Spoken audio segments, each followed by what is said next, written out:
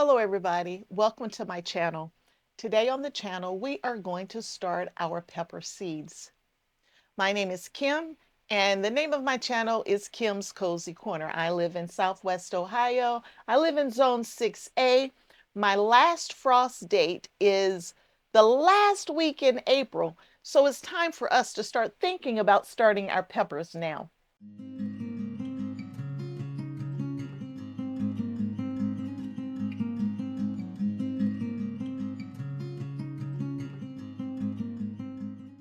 If I go back to last year's seed starting journal, in the journal last year, I had planned to start my peppers on February 20th. I actually started them on February 17th, and I had them outside in my GreenStalks and in my main garden the last week of April.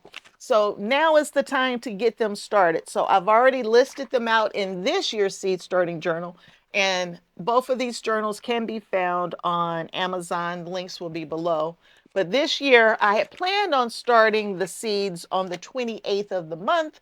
I'm going to be out of town a lot. So we're going to go ahead and get these peppers started today. So let's talk a little bit about the peppers I finally have aligned to starting. So let's start there. I like to divide my peppers up into categories. I'm going to talk about the categories and then the subcategories within the categories. So the first thing I'm going to talk about are sweet peppers. And in my mind, there are like three kinds of sweet peppers.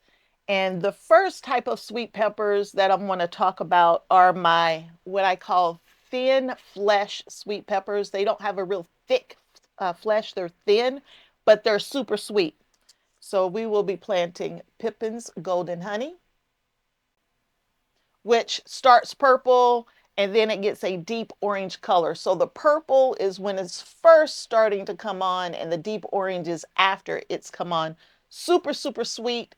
It is from Baker's Creek, so it's not a hybrid. The next thin sweet pepper is going to be Jimmy Nardello. And I am currently growing this one right now in my indoor grow space.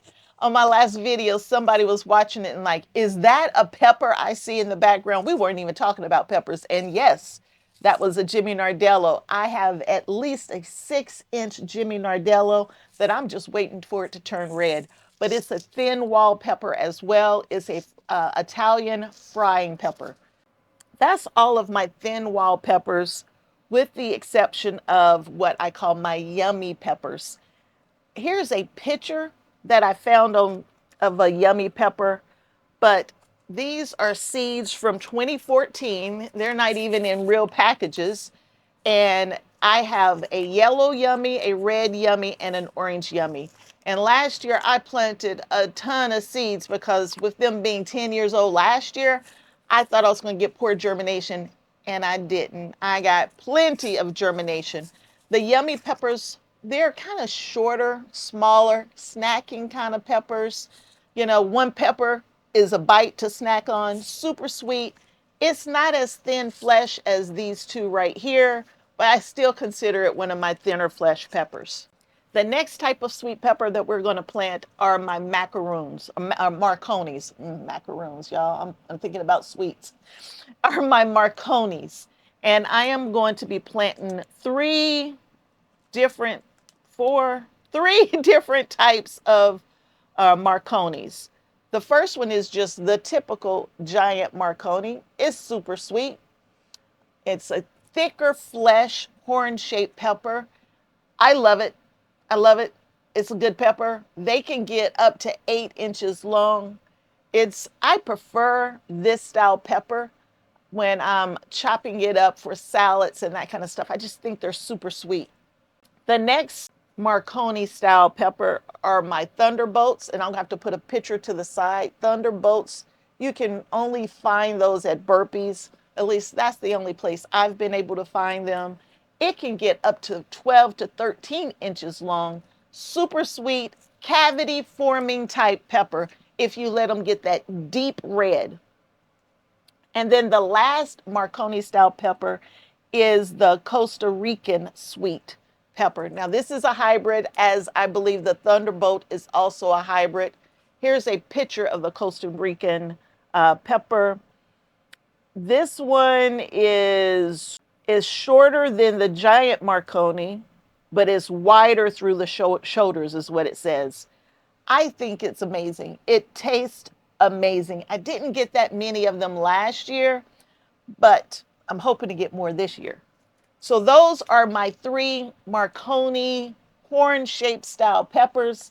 The next thing I'm going to get into are my bell peppers, the big blocky bell peppers, thick wall peppers. And for all of these peppers, I think they're very versatile as far as you can use them in so many different ways. They freeze well. So I'll take these, chop them up, freeze them, and then when I'm cooking, it's easy to just grab some and throw it into dishes. So we're going to do several different colors of the bell peppers. We're going to do a purple beauty. And I got this from the Rustic Garden many, many years ago. Here's a picture of it, but it's just a bell pepper, but it's purple in color and it's thick wall. We're going to also do this one right here, and I can't pronounce it. There were some people telling me what it means a few videos back. I can't pronounce it, but my goal is to have something as big and as large in the red color as my yellow monster, which I've been growing now. This will be season 2 for the yellow monster. We've already had 2 years indoors, and this will be the second year outdoors for the yellow monster. But it's huge, and it's a little longer, and it's a little narrow from a bell-shaped standpoint, but it was the most prolific bell pepper I grew last year. So I'm trying to find a red, huge bell pepper that'll give me the same type of production. And then we're going to do an orange bell. Same ideal. The orange is more fruity typically from a taste standpoint. And then I'm also going to do King of the North. Just in case that other variety doesn't do well, I need to make sure I got at least one red bell pepper, because I will eat them green, but I prefer them red. I mean, when they're red, they even smell sweet. That's why I really, really like the red peppers. And then I'm going to move into some more peppers that they're sweet, but they really don't necessarily fit all these other categories. We're going to do the Cubanelle. It is a sweet pepper. It is a thinner wall sweet pepper, just to be honest with you, but it's not like the snacking peppers like the Pippin's Golden Honey and like the Yummies. It's not thin like that. But Cubanelle, it's a Cuban pepper, and it's sweet. And then we're going to do the banana pepper. And this is a sweet banana pepper. Another name for this would be a Hungarian wax pepper. And for these peppers, and by the way, I only need like 1 or 2 plants because they put a ton of fruit on fast. And for these peppers, what I don't use for fresh eating, y'all, I just put them in vinegar, throw them in the refrigerator, and it's a sweet banana pepper. Put it on sandwiches, put it on salads, put it on everything. And now I'm getting to my not sweet, but not hot peppers. And that's my shishitos.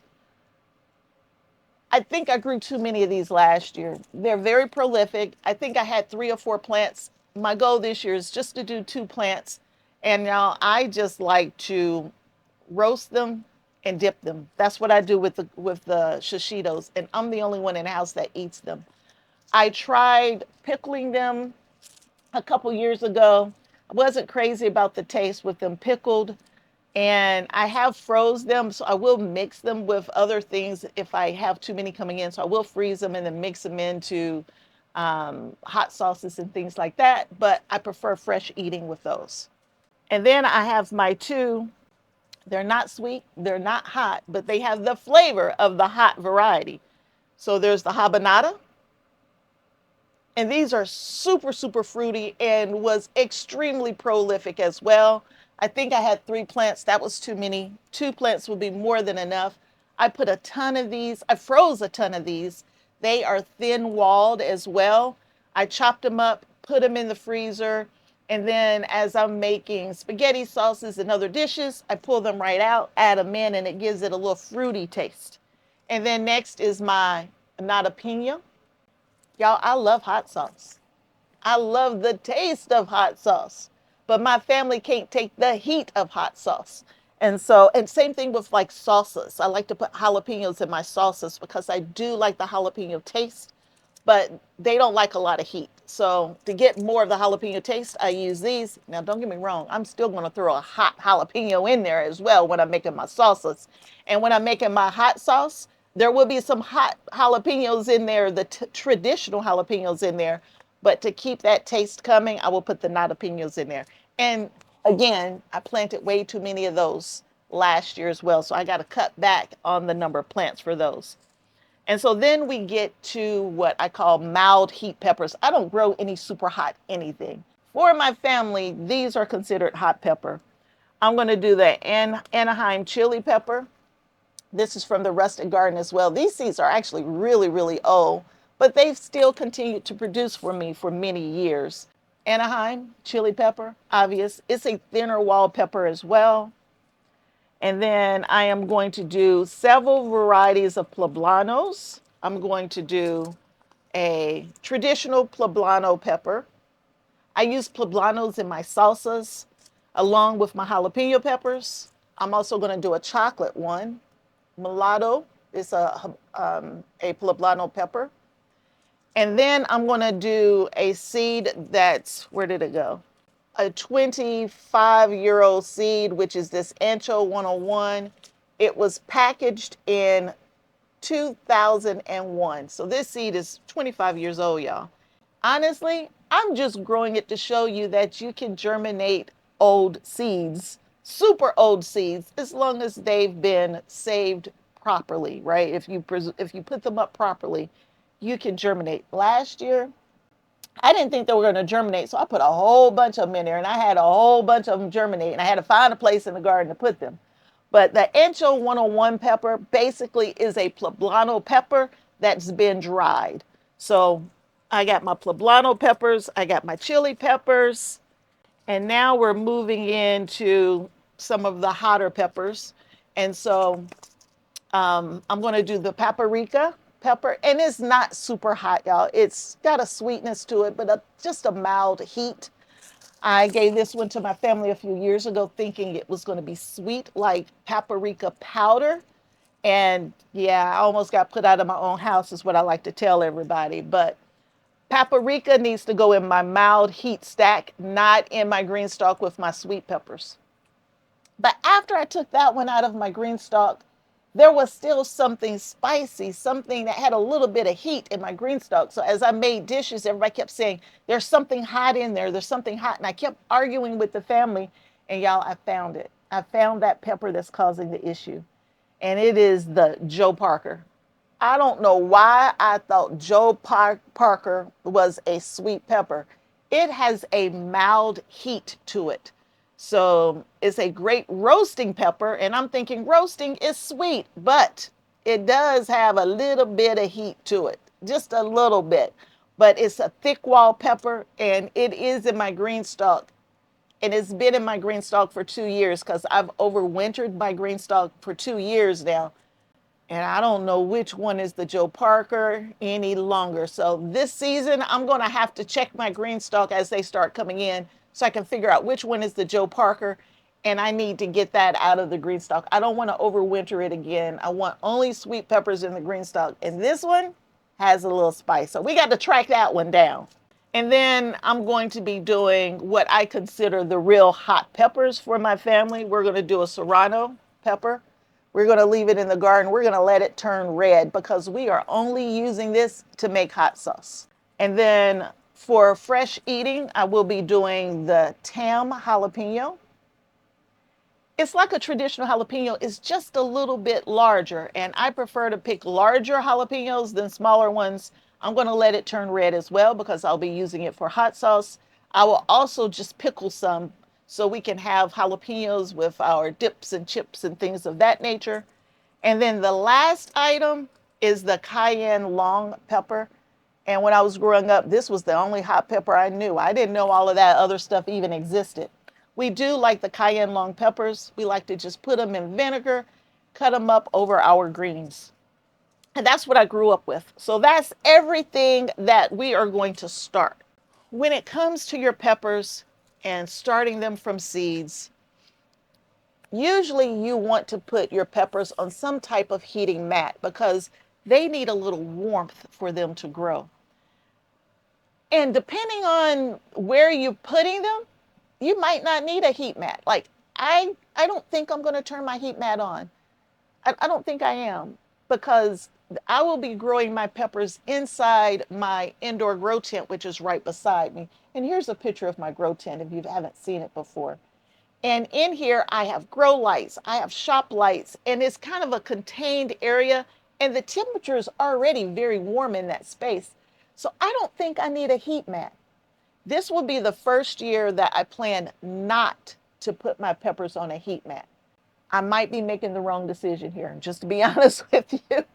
But for at least the first week, I'm not going to put it on a heat mat. Let's see what happens. And if it looks like the germination's taking too long, then I will add my heat mat.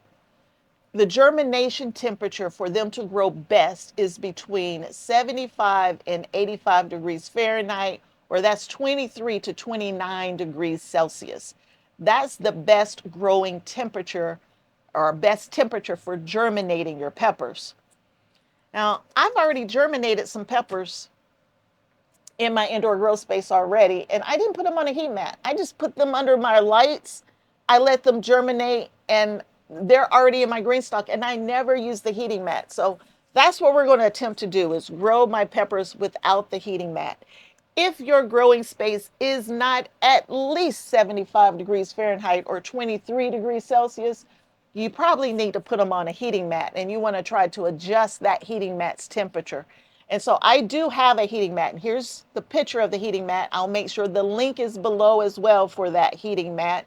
So if you need a heating mat, this is the one that I have, and I can adjust the temperature of that heating mat so I'm not roasting the pepper seeds. So it's going to keep that temperature coming up and going down so that they're getting a even temperature during that growth period for you if you're interested. But I'm going to try not to use it this year.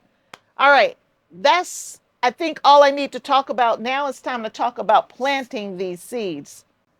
I'm going to start with the yummies. For your pepper seeds, you want to plant them 1/4 of an inch deep. That's what you're going for, 1/4 of an inch. So the first thing that we're going to do is just, what is this, orange? Orange. We are going to just drop the seeds. Hopefully I can get in close enough so you can see it.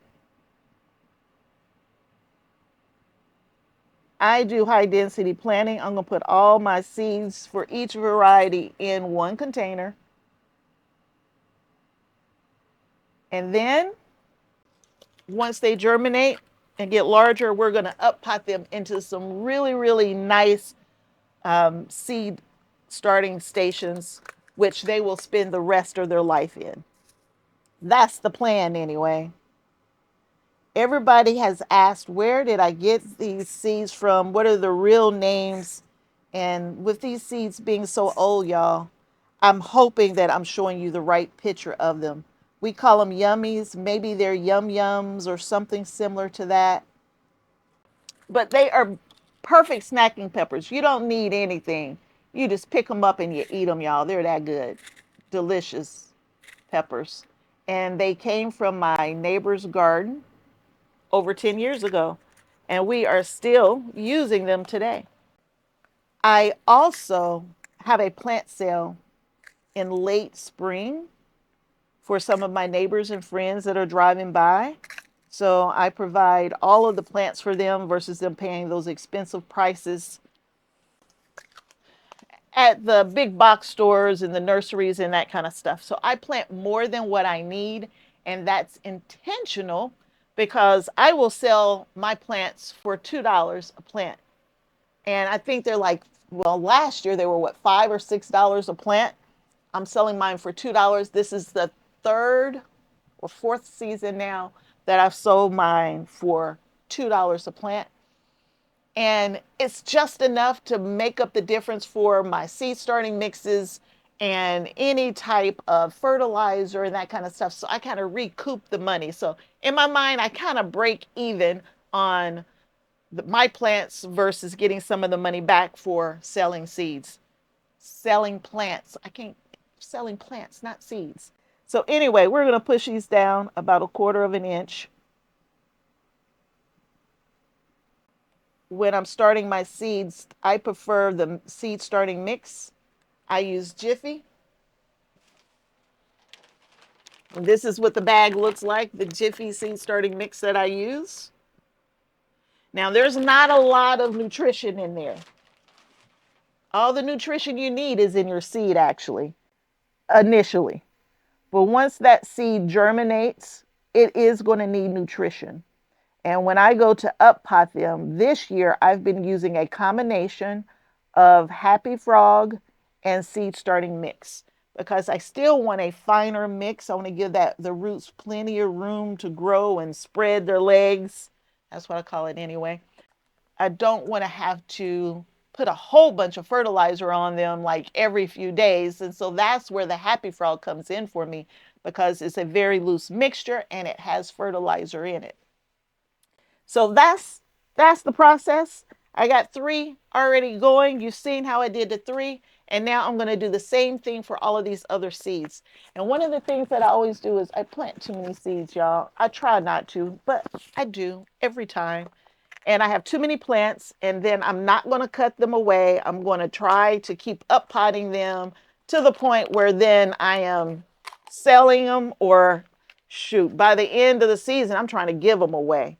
But I know I'm going to do too many, but I'm going to try to have some restraint this year on the total number that I'm starting. Wish me luck. But I'm going to use the same process. I'm going to get started right now on the same process for all of these other seeds. For my older seeds, I will plant extra just to help with the germination. And for things that I want to make sure I get plenty of, I'll put extra in those. But pepper seeds usually germinate very well for me. My spicy peppers, or should I say hot peppers, they usually take just a little longer to germinate. So from a germination standpoint, where is it?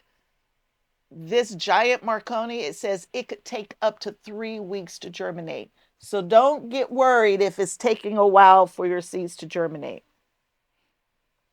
Don't get worried. It's going to be okay. Give them time to wake up and come to the party. And if it's taking a long time for them to germinate, one of the other things you might want to think about is the temperature of your grow room. So you want to make sure you keep that temperature above 75 degrees Fahrenheit, 23 degrees Celsius. Or you want to make sure that they're not too hot as well. You want to make sure you're checking your watering. Just be super careful about your soil. You don't have to use a seed starting mix like I do. You don't have to. But I do that. That way I know I'm not getting, the soil is not too heavy. That's keeping the roots from spreading out and growing. That's why I do it that way. And y'all, I know that's too many shishito peppers. Anyway, let me get these peppers in. I will get them going. I'm going to push them all down 1/4 inch. I'm going to give them a light pat like I did these over here. And then I will bring you back. One of the other things that I heard was that if you plant your hot peppers too close to your sweet or not or no heat peppers, that there could be some cross contamination to the point where your sweet peppers can have a little heat to them. I try to put mine on opposite sides of the garden. I don't know if that's true or not. I don't know. But I'm not taking any chances because I don't want my family to put me out my own house. So we just started 27 different types of peppers, and we're starting in a very, very small space. And now that we've started these peppers, we got them in, we tapped them down just a little bit. When I'm starting seeds, I always like to give them a spray on top. It's another reason why I pat them down just a little bit. I don't want seeds flying all over the place. I'm already in a 10-10 tray, which is half size. That's why it's 10-10 versus 10-20.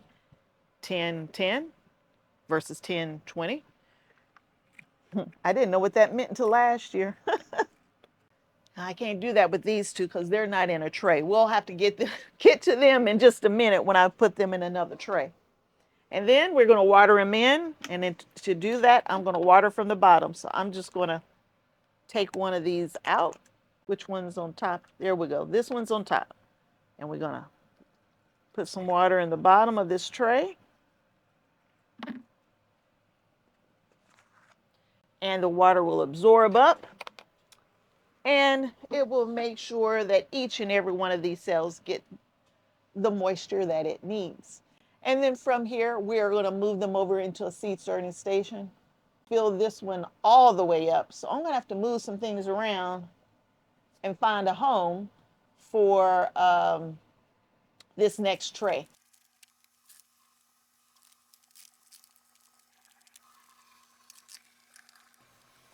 So I moved a lot of stuff around. I mean, a whole lot of stuff.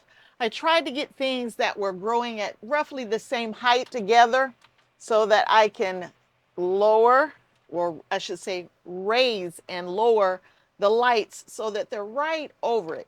These are not grow lights. These lights right here are just regular shop lights. They're very strong shop lights, but shop lights nonetheless. Just fluorescent tubes in here. And so I need them to be just over the plants. But I got all of my peppers in right here. They're in, they're ready to go. We're going to lower the light. They're right here. I got the light just over the peppers. And I need to water a few other things, but that's it for the peppers. And that's one more thing in. We got a few other things we need to get started between now and the end of the month. It is February 21st, I believe it is, if I didn't say that already. So toward the end of February, we need to get the rest of these things in, get them started, get them germinating so I can see where I might have issues. Thanks for hanging out with me today. I hope you enjoyed it. And until next time, and I hope there will be a next time that you hang out with me at Kim's Cozy Corner. The next video is coming soon. Bye.